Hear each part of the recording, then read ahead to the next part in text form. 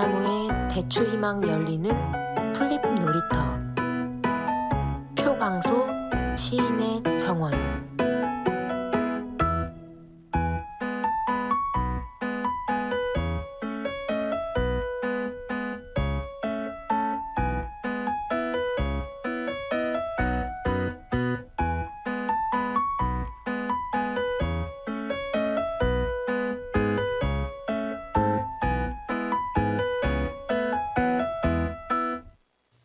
(1592년 4월 15일) 말 같다.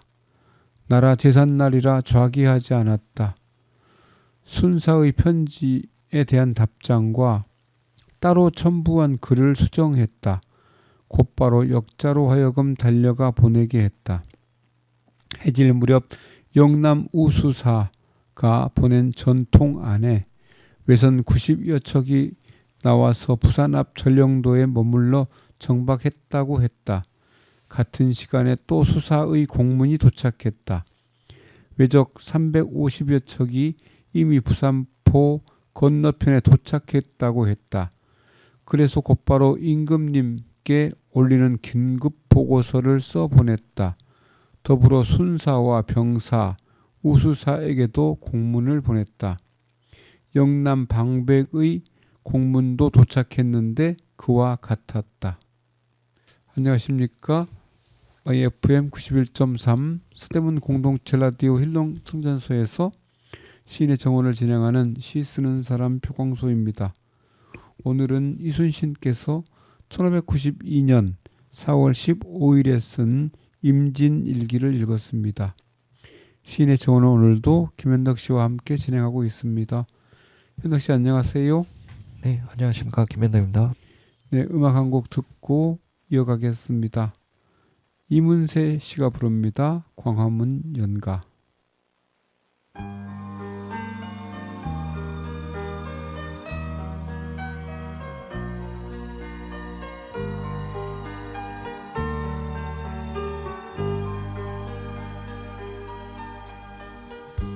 이제 모두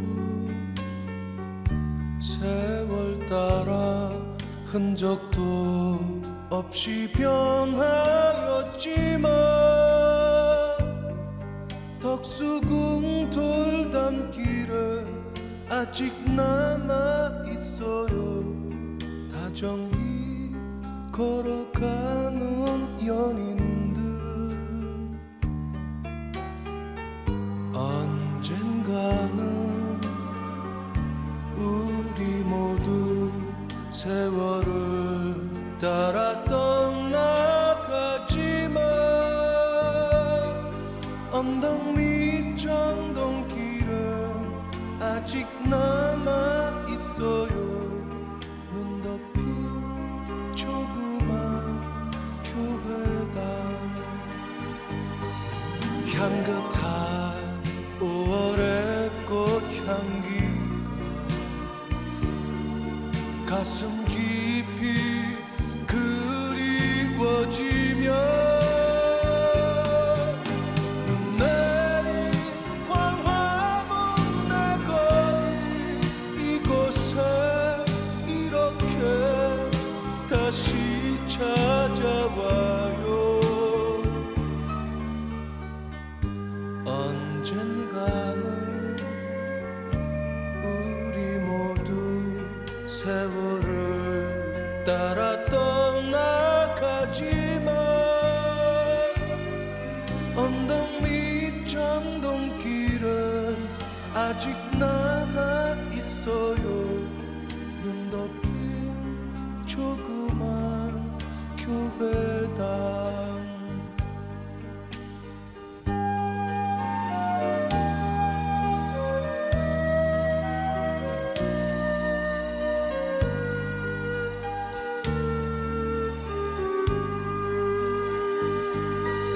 향긋한 5월의 꽃향기가 가슴 깊이 그리워지며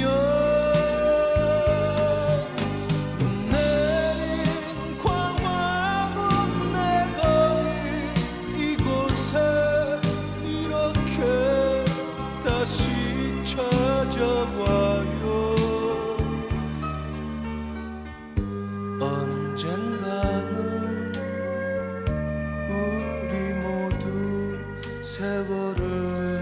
따라 떠나가지만 언덕 밑 정동길엔 아직 남아 있어요. 눈 덮인 조그만 교회다.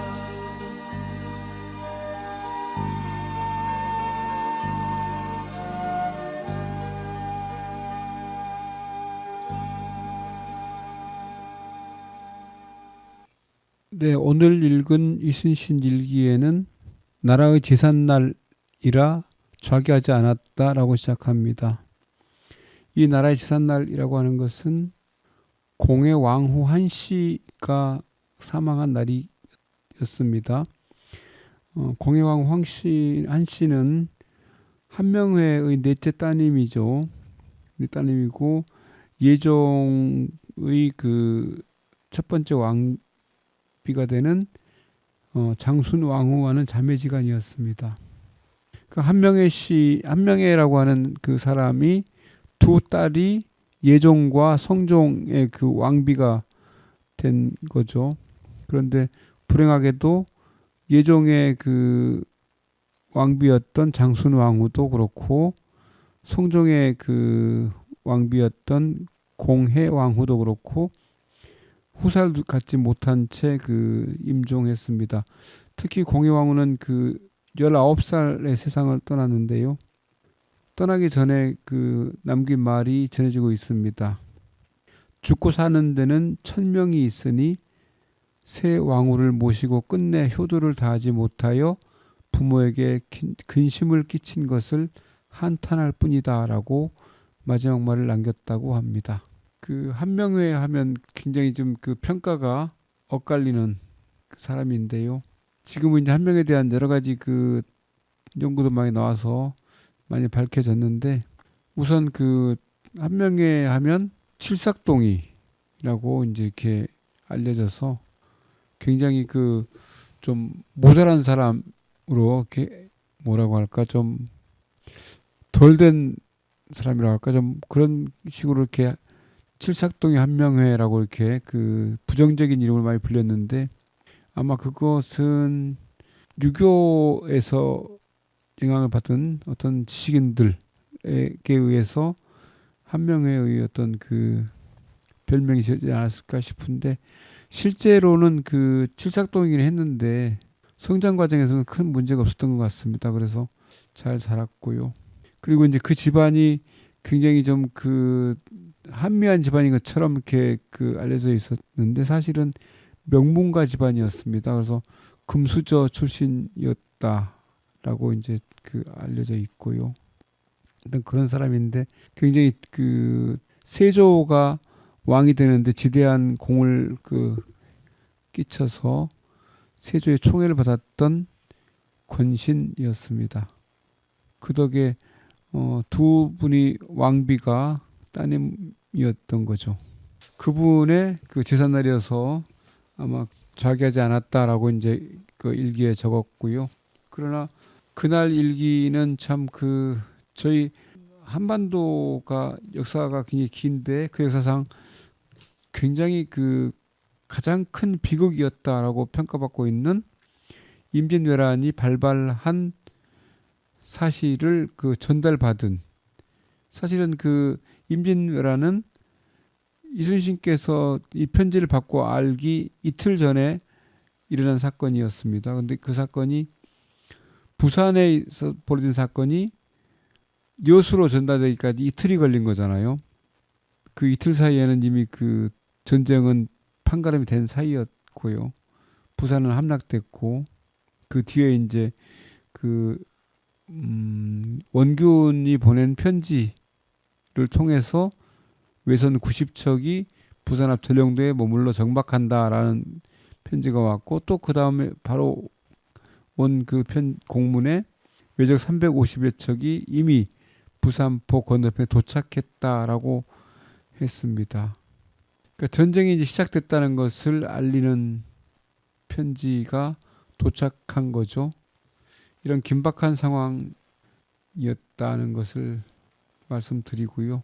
오늘은 그 지난번에 저희가 노동자가 만드는 일터를 읽다가 미처 못 읽은 부분이 있어서요. 258호에 있는 법이 외면한 장시간 노동자들이라는 그 글을 읽으려고 합니다. 그 전에 음악 한 곡 더 듣겠습니다. 강승모 씨가 부릅니다. 무정 브루스.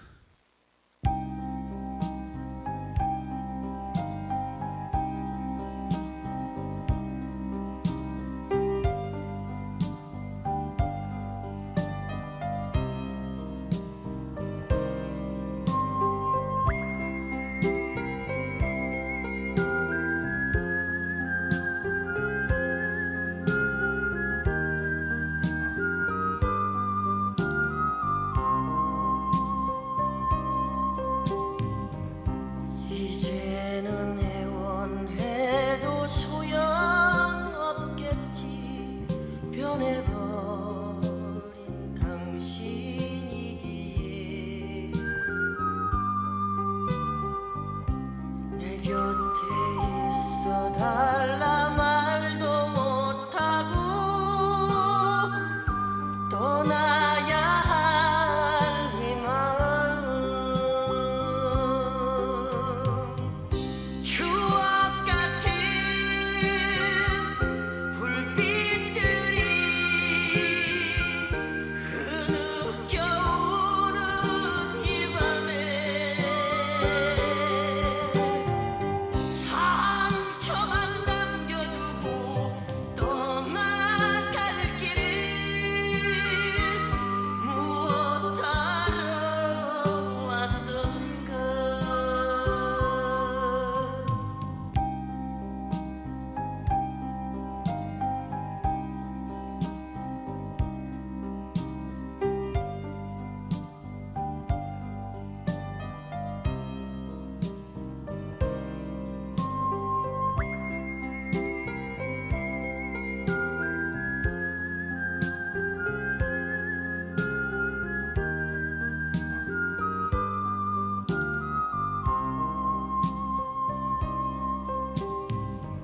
자꾸만 바라보면 미워지겠지. 믿어왔던 당신이기에 쏟아져 흐른 눈물 가슴에 안고 돌아서는 이 발길. 사랑했던 기억들이 갈 길을 막아서지만 추억이 아름답게 남아있을 때 미련 없이 가야지.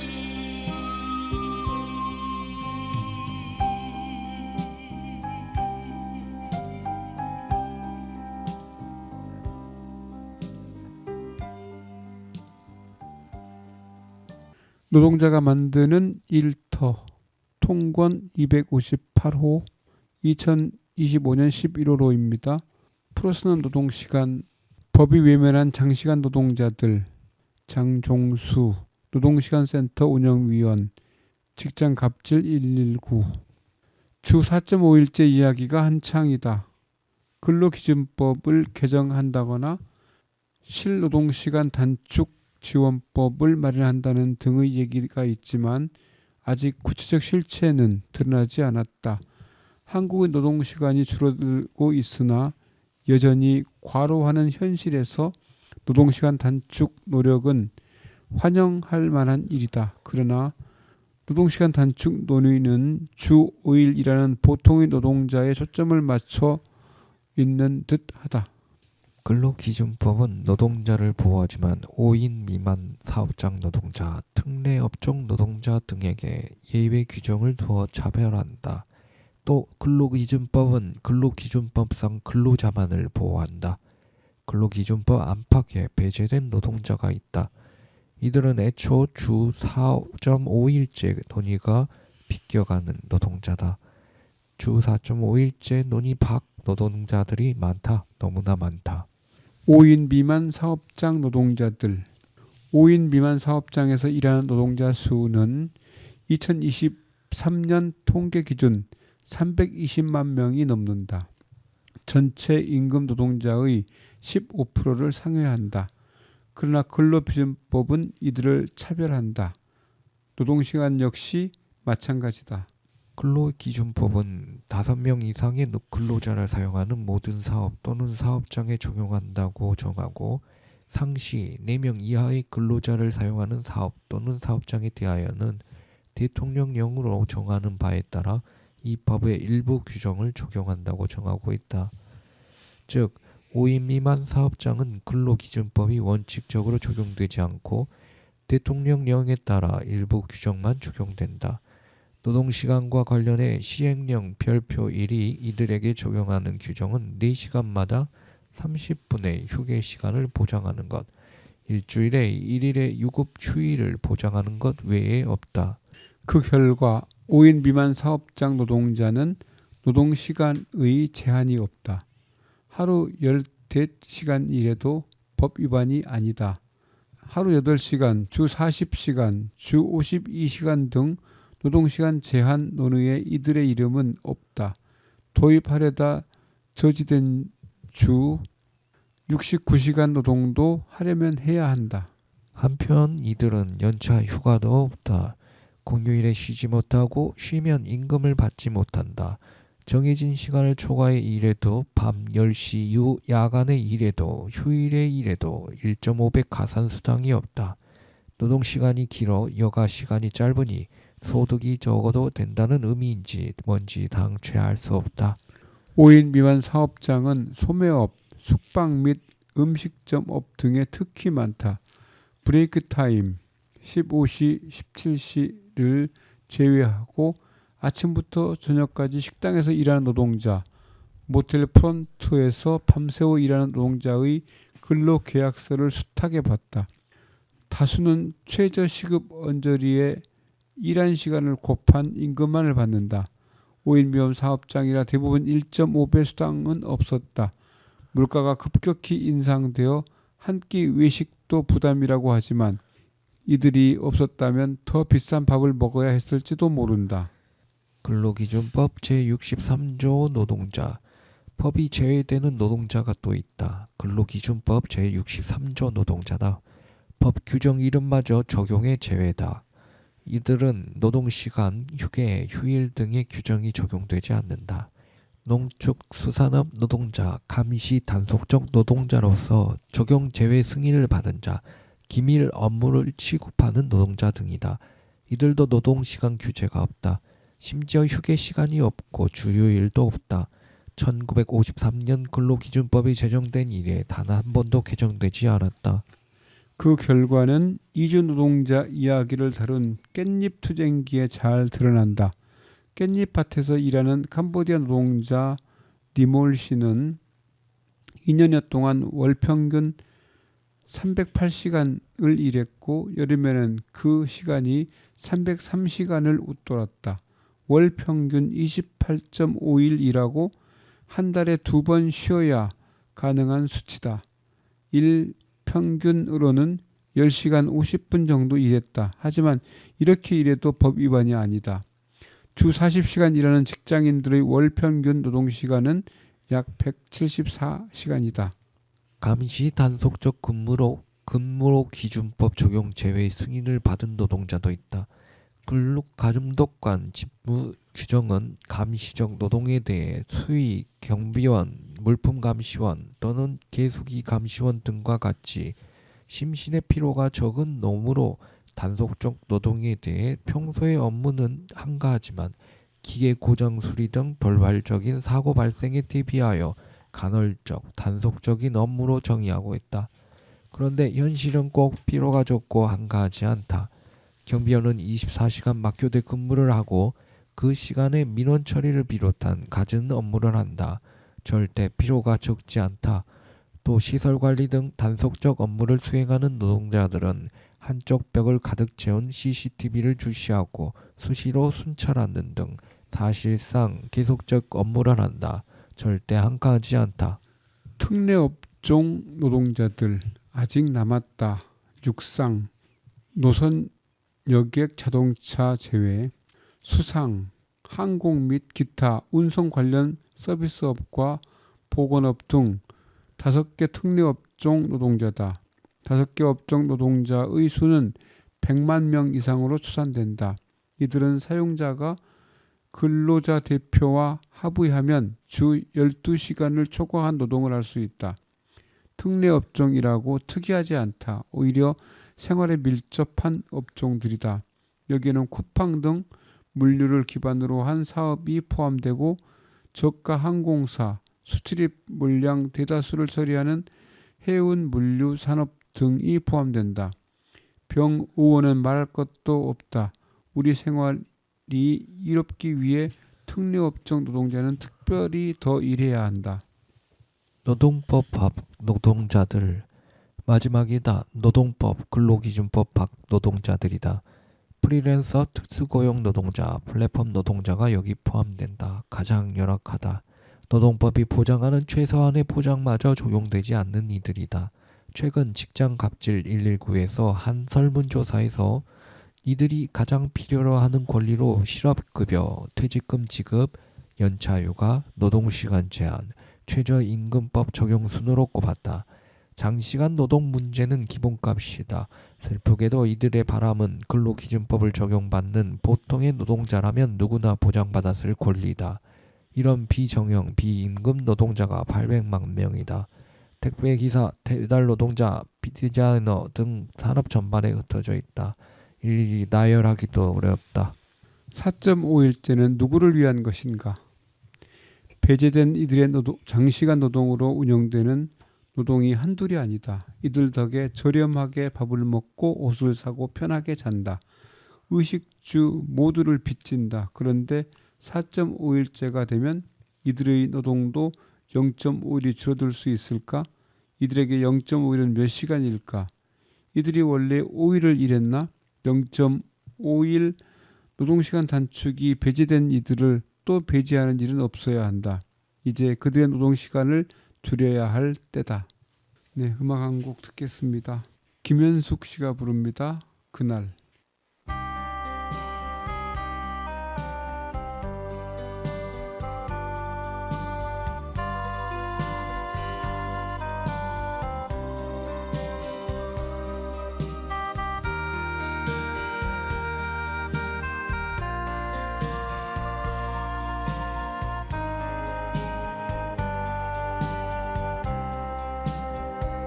언덕 위에 손잡고 거닐던 긴 목도 아스라이 멀어져간 소중했던 옛 생각을 돌이켜 그려보네. 날 해치는 가슴이 서러워 아파와 한숨 주면 그려보는 그 사람을 기억하나요? 지금 잠시라도 달의 미소를 보면서 내 나의 두 손을 잡고 두 나별들의 눈물을 보았지. 고요한 세상은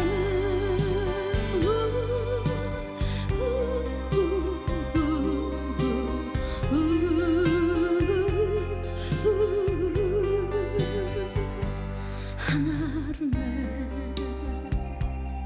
꽃처럼 보여지며 던진 내 사랑에 웃음치며 네 매소시 전한 마음 한없이 본다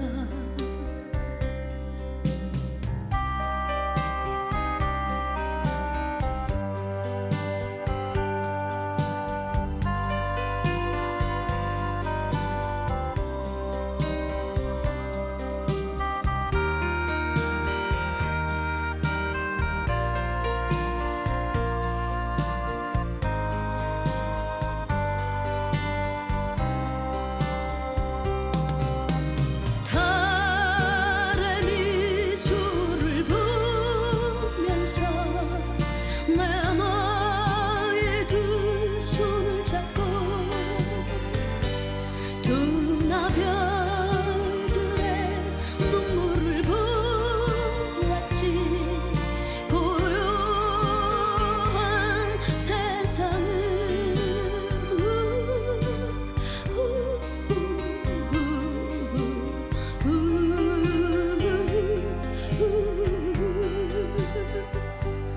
한아름의 꽃처럼 보여지며 던진 내 사랑에 웃음지며 네 매소시 저만 마음 한없이 보내본다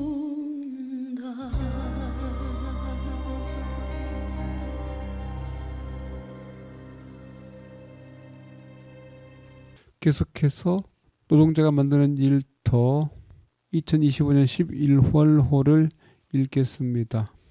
이번에는 A에서 Z까지 다양한 노동 이야기, 바다와 함께 움직이는 삶에 대하여, 해녀 김은아님 인터뷰, 윤박 회원 선전위원, 얼마 전 큰 인기를 끈 드라마에도 나오는 제주도 해녀는 육지 사람들에게는 참 생소한 존재다. 강인한 여성이라는 이미지를 주기도 하지만 어떤 이에게는 억척스럽게 보이기도 한다. 제주에서 김은아님을 만나 해녀에 관한 이야기를 들었다. 반갑습니다. 먼저 김은아님 소개 좀 해주시겠어요? 안녕하세요. 해녀로 일한 지 이제 8년차 되는 월정리 막내 해녀 김은아입니다. 제주도 토박이고 구자읍 월정리에서 해녀로 물질을 하고 농사도 지어요. 구자 당근이라고 유명한데 당근이랑 토종 농사도 조금 하고 있습니다. 김은아님은 어떤 계기로 해녀로 일하게 되셨나요? 어머니가 해녀 일을 하셔서 물질이 낯설지 않았어요.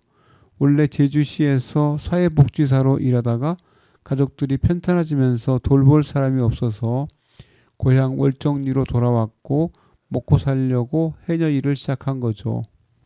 제주 농촌에는 보리 방학이라고 있는데 보리가 나는 시기에 학생들 방학을 하고 수학을 돕는 거죠. 여기서는 우미 방학이라고 해서 봄철 우미를 채취하는 시기에 이틀 사흘 방학을 해서 제주 시내에 유학 간 학생들도 다 고향에 와서 우미 작업을 해요. 아이부터 노인까지 모든 마을 사람이 나와서 우미를 채취하고 나르고 말리고 하는 거죠. 그때는 정말 진풍경이었어요. 기억이 새록새록하네요. 근데 이제 월정리에서는 우미가 나지 않아요. 한 4, 5년 전부터 여러 오염으로 죽어가고 있습니다. 그러면 결국 해녀들의 일터도 점점 사라질지 모른다는 불안감도 커요. 물질이라는 게 쉽지 않을 것 같아요. 하루 일과를 대략 말씀해 주신다면 어떻게 되시나요? 아침 7시부터 물질을 한다고 하면 6시에 불턱에 나와요. 사랑방 같은 곳이에요. 둘러앉아서 사는 이야기도 하고 겨울철에는 장작불을 피워서 몸도 녹이고요. 불턱에서 삼촌들이 파도와 바다 상태를 계속 살피면서 물질할 수 있을지 그 자리에서 의논해서 판단하는 거죠. 제주도도 엄청 가부장적인데 물질만큼은 여성들이 주체적으로 해녀 공동체에서 자주적으로 결정하는 거예요. 그리고 얼마간 돈을 버니까 경제적으로 독립할 수도 있고요. 바다가 괜찮겠다 하면 물질을 시작해요. 물건, 해녀가 채취하는 해산물이 얼마나 있는지, 파도가 거칠지 않는지 상황에 따라 다르지만 평균 4-5시간 정도 물질을 해요. 그 다음 정리하는데 2시간 걸리고요. 그리고서 저는 밭으로 가는 거죠. 연세가 있으신 삼촌들은 병원에 가거나 집에서 쉬어야 해요. 물질을 하고 나면 몸이 많이 힘들거든요. 물질 작업 과정을 자세히 이야기해 주시겠어요? 아무 때나 물질하는 게 아니라 물때가 있어요. 보름마다 한 달에 2주기, 한 주기에 7일인데 기상 상황에 따라 7일 다 하는 경우는 드물어요. 입수하기 전에 불턱에 앉아서 고무옷으로 갈아입으면서 차분히 준비해요. 삼촌들은 물이 들 때면 서두르면 안 된다 하세요. 고무원 입고 연철, 오리발, 수경, 호맹이, 태왁을 챙겨요. 물질을 할 때면 하루에 수백 번 오르락내리락 하며 한숨에 2분 정도 물질을 해요. 수면 위로 올라와 참았던 숨을 내쉬면서 숨비 소리를 내고는 기운이 빠지니까 태왁을 끌어안고 잠깐 쉬는 거예요. 아주 중요한 과정이죠. 물질 잘하는 분들을 상군이라 하고 저는 학원도 못 되는 똥군인데 상군은 삼촌들이 2번 나올 때 저는 3-4번 나오는 것 같아요. 숨이 짧으니까 깊은데 못 가고 얇은 데서 물질하는 거죠. 대개 태왁을 다 채우지는 못하는데 그래도 욕심내면 안 돼요. 바닷속에서는 욕심 부리지 말라고 말씀들 하세요. 소라 하나 더 캐려다가 큰일 난다고요. 파도가 좀 세져간다 하면 삼촌들이 하나 둘 무트로 나가고 저도 따라 나가는 거죠. 급할 때는 신호를 보내서 물질을 그만하게 하고요. 바다는 언제 어떻게 될지 몰라요. 해녀들은 단독으로 행동하는 게 아니라 들어가는 시간, 나오는 시간도 다 같이 결정하고요. 이 또한 서로의 안전을 위한 공동체 문화겠죠. 육지 사람들에게 숨비 소리는 그저 신비롭게만 들리지만 거기에는 해녀들의 애환과 고통이 깃들어 있다더군요. 바다 깊이 들어갈수록 수압이 세지잖아요. 나오면 압력이 낮아지는데 그 차이로 인한 숨병이 많이 생겨요. 높은 수압 때문에 질소가 피에 녹아든대요. 수면 위로 올라오면 압력이 낮아지니까 질소가 체외로 바로 빠져나가지 못하고 혈액 속에 돌아다니는데 이 질소가 신체에 쌓이면서 몸이 안 좋아지는 거죠. 두통에 구토, 관절통을 일으키고 심한 경우 심장마비로 사망에 이르기도 하고요. 저도 가끔 산소가 모자랄 때 온몸이 경직되는 느낌이 들 때가 있어요. 특히 겨울철에 더 그렇고요. 얼마 전부터 고압 산소 치료센터가 여러 생겨서 해녀들은 무료로 치료를 받을 수 있어요. 산소 치료를 받고 온 삼촌들은 한결 좋다고 해요. 숨병 말고도 여러 질병이나 사고를 겪기도 하실 것 같아요. 해녀 일을 하면서 겪게 되는 노동안전보건상의 어려움은 어떤 게 있을까요? 파도가 엄청 셀 때는 말 그대로 파도에 휩쓸려 가요. 바위나 배에 부딪히면 다치는 경우도 자주 있어요. 성게나 뿔 소라를 날카로운 곳에 찔리고 긁히기도 하고요. 압력 차이 때문에 청력도 손상돼 난청도 많아요.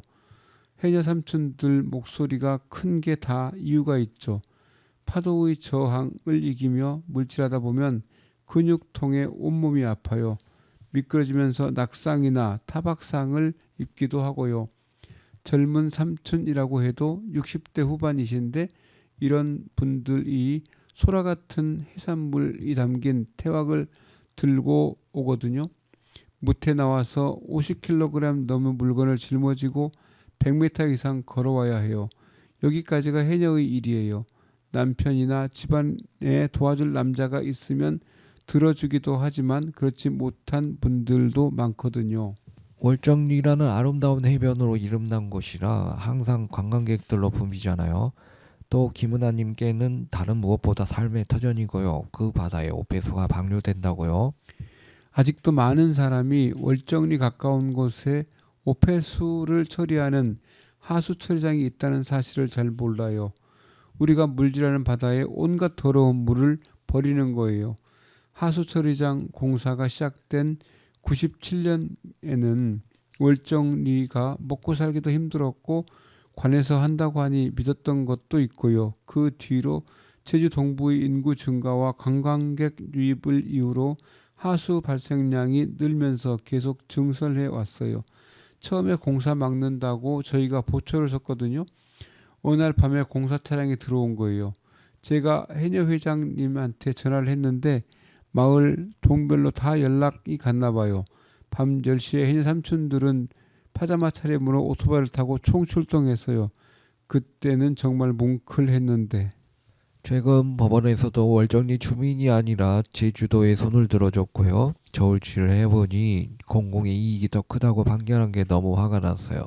제주도는 관광객을 계속 유치해야 하니까 힘없고 작은 마을은 착취당해도 된다는 소리잖아요. 이 불평등이 제게는 무척 크게 다가와서 싸워왔는데 사실 처음부터 이기기 힘든 싸움이었죠. 물질을 처음 시작한 날 하수처리장 바로 근처였거든요.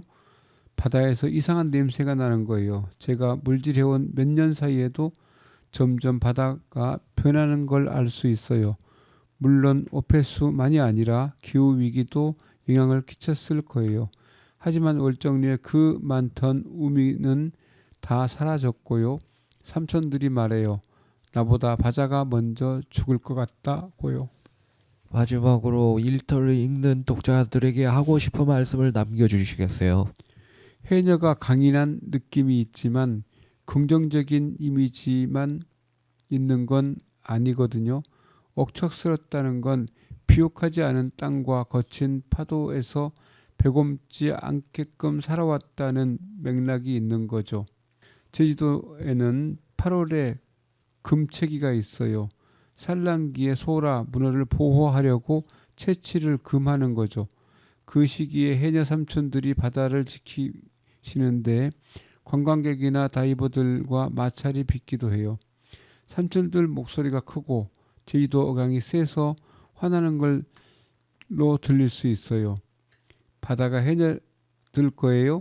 하시는데 바다를 보호하려는 거니까 좀 이해해 주시면 좋겠어요. 우리 해녀들은 하루하루 바다가 죽어가는 걸 몸소 체험하잖아요. 기후위기가 삶의 위기죠. 음악 한 곡 듣겠습니다. 유심초가 부릅니다. 사랑이여.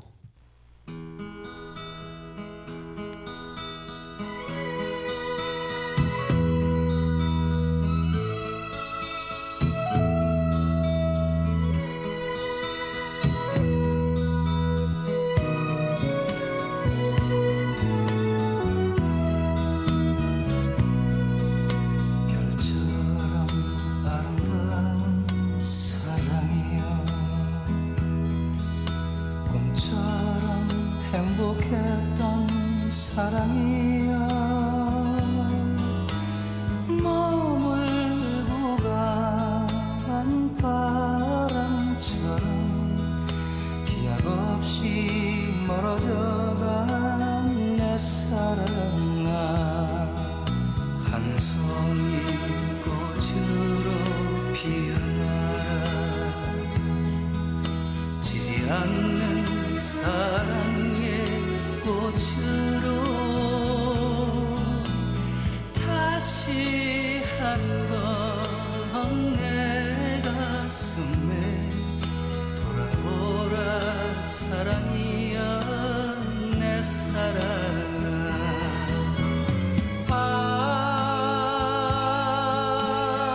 사랑은 타버린 불꽃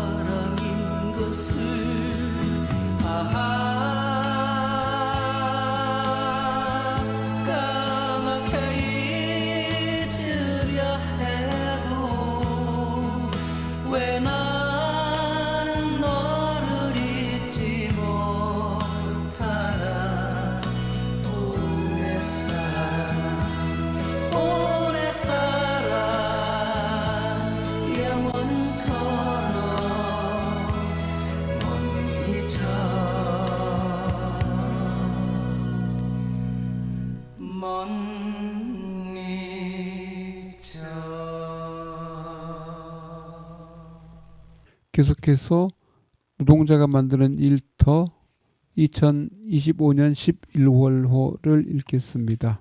이번에는 진료실에서 보낸 편지라고 해서요.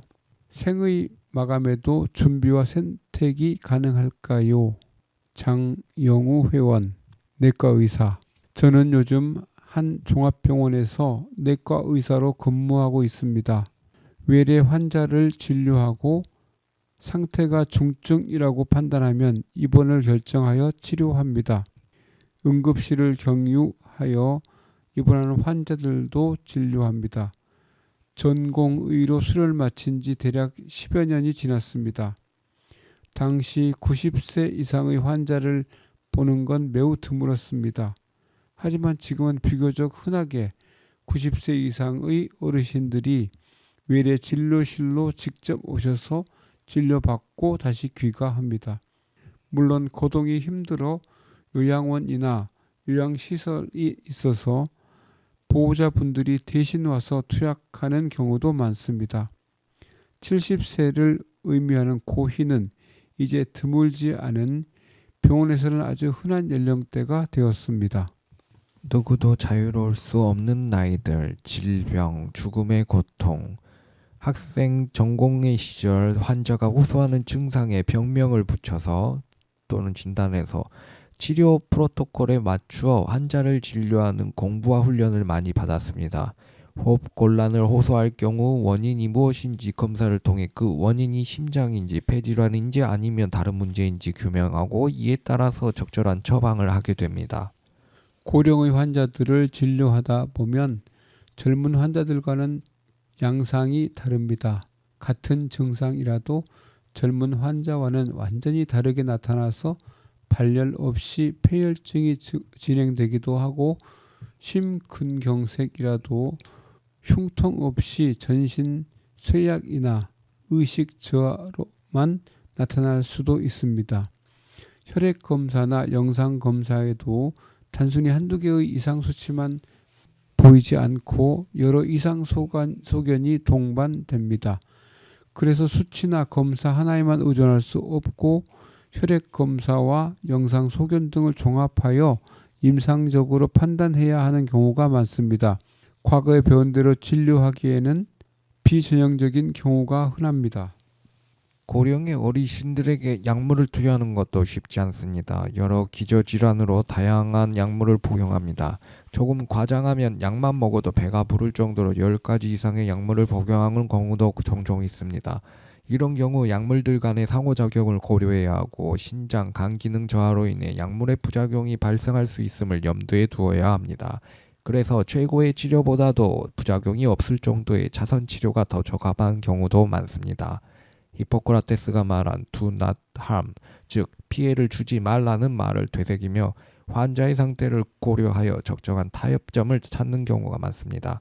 이렇게 고령 환자들이 질병의 진단과 치료에서 젊은 환자들과 다른 양상을 보이기에 대형 병원에서는 내과의 세부 분과 중 노년 내과가 따로 있을 정도입니다. 그리고 고령의 환자들을 진료하다 보면 지금 행하는 의료가 도움이 될 건지를 자주 고민하게 됩니다. 지금 행하는 의료의 목적이 단순히 생명을 연장하는 데 있는지 아니면 삶의 질을 유지하는 건지 다시금 생각해 보게 됩니다. 좀 더 구체적으로는 80대 환자가 암 또는 다른 중증 질환이 걸렸을 때 수술, 항암 치료 같은 적극적인 치료를 할 건지, 적극적인 치료가 얼마나 생명을 연장할 수 있을지, 오히려 수술, 항암 치료 등의 치료가 견디지 못할 수 있지 않을까 등을 고심하게 됩니다. 또한 인지기능이 저하된 환자, 연화장애로 경관 영양을 하는 환자, 와상 상태로 욕창과 반복되는 폐렴과 요로 감염이 생기는 환자, 의식이 흐릿한 상태로 누워있는 환자들에게 최선의 치료가 과연 그들의 삶을 나아지게 하는지 의문이 계속해서 남습니다. 스스로 수족을 움직이지 못하고 대소변을 받아내야 하고 삼키는 기능이 떨어져 입으로 먹지 못해 비위관으로 영양을 섭취하고 치매로 본인의 상태를 인지하지 못하는 상황에서 말년까지 저놈을 지키면서 사는 삶은 어떤 모습인 건지도 생각해 볼 문제입니다. 힘겹게 꺼내어 보는 질문들, 의학이 발전하고 수명이 연장될수록 역설적으로 살려야 한다는 절대 명제가 살려야 하는가라는 질문으로 바뀌고 있습니다. 사전연명의료의향서, 사전연명치료 거부 신청을 작성한 사람들이 2025년 7월 말 기준으로 약 300만 명에 달한다고 합니다. 2018년 제도 시행 이후 연명치료 거부 신청자는 꾸준히 늘고 있습니다. 현재는 임종 과정에 있는 환자에 대해서만 연명 의료 중단 결정을 할 수 있다고 합니다. 하지만 임종 과정에 들어가면 본인 의식이 흐려져서 의사 표현을 할 수 없을 경우가 많습니다. 보호자는 경황이 없거나 치료 거부는 불효라는 부담을 느낍니다. 의료진이나 보호자들이 먼저 연명 의료 중단을 언급하기 어려운 상황이라면 수액이나 산소, 승합제를 투여하며 그 임종 시간을 좀 더 늦추게 됩니다. 결국 환자나 보호자에게 고통스러운 시간만 연장될 뿐입니다. 인구가 고령화됨에 따라 향후 사전 연명 치료 거부의 범위에 대해 좀 더 활발한 논의가 되어야 한다고 봅니다. 정부에서는 연명 치료 거부는 임종기 이전인 말기까지도 확장하여 적용하는 것을 고려해 본다고 합니다. 물론 말기와 임종기를 구분하는 것이 현실적으로 쉽진 않을 수 있습니다. 서양권 일부 국가에서는 말기 중증 질환에 대해 의사의 도움으로 자살할 수 있게 하는 조력 자살까지 허용했다고 합니다. 우리나라에서 아직까지 조력 자살 도입은 거부감이 클 것입니다. 어쩌면 죽음이란 삶의 완성일 수도 있는데 우리는 너무 죽음을 받아들일 준비를 하지 않는 것 같기도 합니다. 전공의 시절 고령의 부모님을 둔 아들이 있었는데 중증 질환에 걸려 추가 검사와 치료를 권유하였습니다. 그런데 보호자 아들이 되물었습니다. 과연 치료를 계속하는 것이 정말 효도입니까? 라고 되묻더군요. 그때는 바로 답을 못했습니다. 지금은 평소 본인의 가치관, 가족들의 의사를 충분히 고려해야겠다고 생각합니다. 그래서 끝까지 치료에 최선을 다해보자는 말보다는 남은 시간을 가족들과 고통을 줄이며 편안하게 지내실 수 있도록 도와드리는 것 또한 중요하다고 말하기도 합니다. 이렇게 이야기를 먼저 꺼내면 보호자들은 불효했다는 부담을 덜 수 있기 때문입니다. 음악 한 곡 듣겠습니다. 유심초가 부릅니다. 어디서 무엇이 되어 다시 만나랴.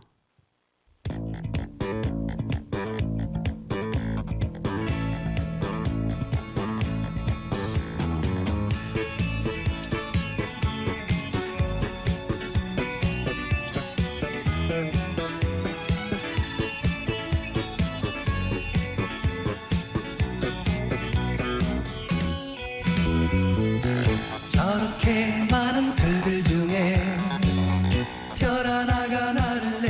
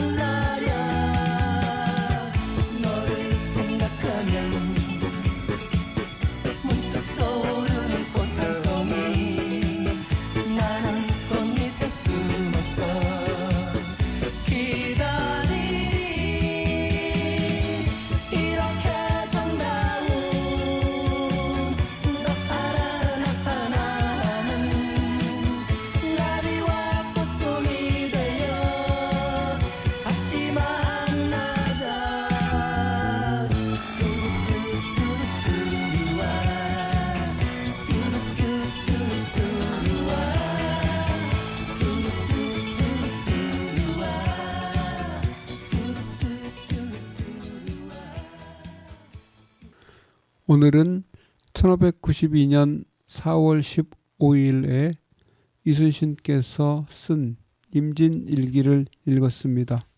그리고 2025년 11월호에 발행된 노동자가 만드는 일터 통권 258호에서 법이 외면한 장시간 노동자들, 바다와 함께 움직이는 삶에 대하여 생의 마감에도 준비와 선택이 필요할까요?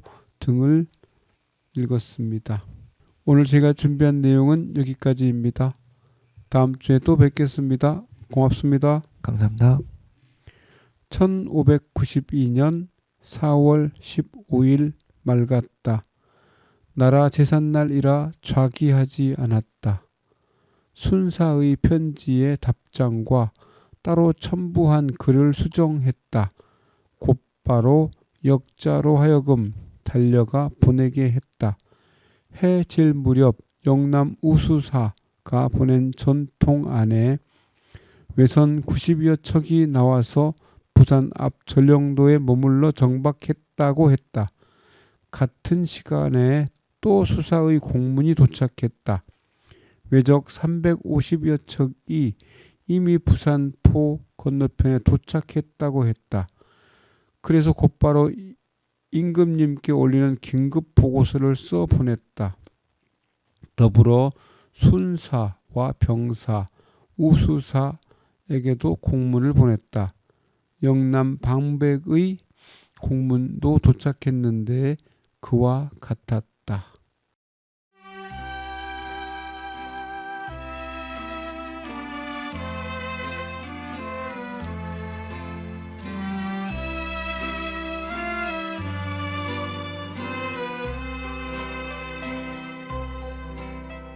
빗소리 들리면 떠오르는 모습, 달처럼 탐스런 하얀 얼굴, 우연히 만났다 말없이 가버린